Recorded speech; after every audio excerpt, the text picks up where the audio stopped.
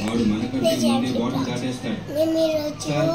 Anamika madam pregnant వేగంగా వెళ్తే ఏదైనా ప్రమాదం జరుగుతుందని నెమ్మదిగా వెళ్తున్నాను సార్. నాకైతే ఇంటి దగ్గర కూర్చొని పదే పదే ఫోన్ చేసి రమ్మని చెప్పింది మీరే కదా సార్. నేను ఫోన్ చేసింది కామెంట్ చేసి లైక్ బటన్ని మర్చిపోకండి.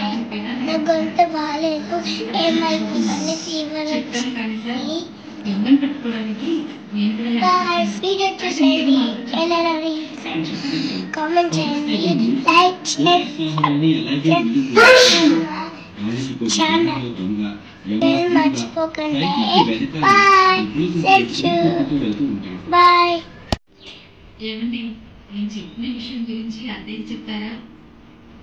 లేదనమిక, అమ్మ ఒప్పుకో. నువ్వు చేసే చికెన్ వ్యాపారం గురించి చెప్పి నేను మరింతగా తీర్చడానికి ఇష్టలేదు.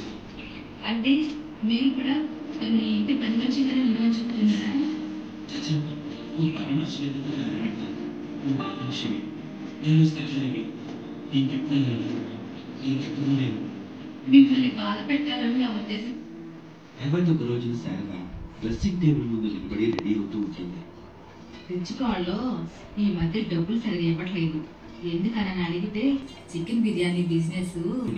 అక్కడి నుంచి బయలుదేరి కారులో చికెన్ బిర్యానీ రెస్టారెంట్ దగ్గరికి వస్తుంది. అని చూసి తనలో తను ఇలా అనుకుంటుంది, ఇదేమిటి మా అత్తయ్య అని అనుకుని కౌంటర్ మీద నుంచి లేస్తుంది. శారద కౌంటర్ మీద కూర్చుంటుంది. సీతార చెప్పిన నుంచి బయటకు ఆని పట్టుకోబోతే నీ డ్యూటీ పోయేలా ఉంది కదా బాబా. మీరు భయపడుతున్నది కూడా అదే కదా మామయ్య. అయితే నేను లోపలికి వెళ్తాను అని చెప్పి ప్రసాద్ బెడ్రూమ్లోకి వెళ్తాడు.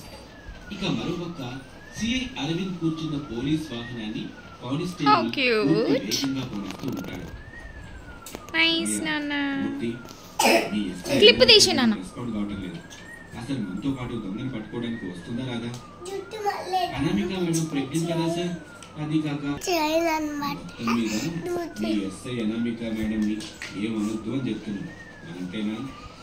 అది కాదు సార్.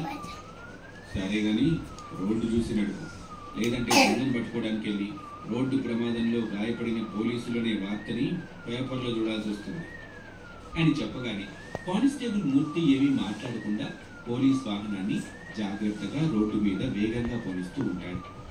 ఇక కనిపిస్తుంది నేత్రాదేవి ఎలా ఉంటుందో ఇప్పటి వరకు ఎవరికి తెలియదు. ఇక నుంచి ఎవరైనా అడిగితే మాత్రం నా భార్య శారదను చూపించవచ్చు. సూపర్ రెడీ చేసినావు డాడీ. టైము 10 అవుతుంది లే అని చెప్పి మీ చూపులకి భయపడతాను శారద నెమ్మదిగా లేచి కూర్చుంటుంది. ఉంది జాగ్రత్త అని చెప్పి ప్రసాద్ ఆ గది నుంచి బయటకు వస్తాడు. గది ముందు గర్భవతి పోలీస్ కూడా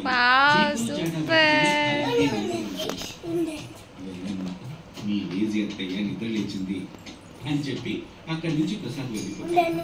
కడుపుతో ఉన్న పోలీస్ చూస్తూ ఉండి ఇప్పుడు ఇంకో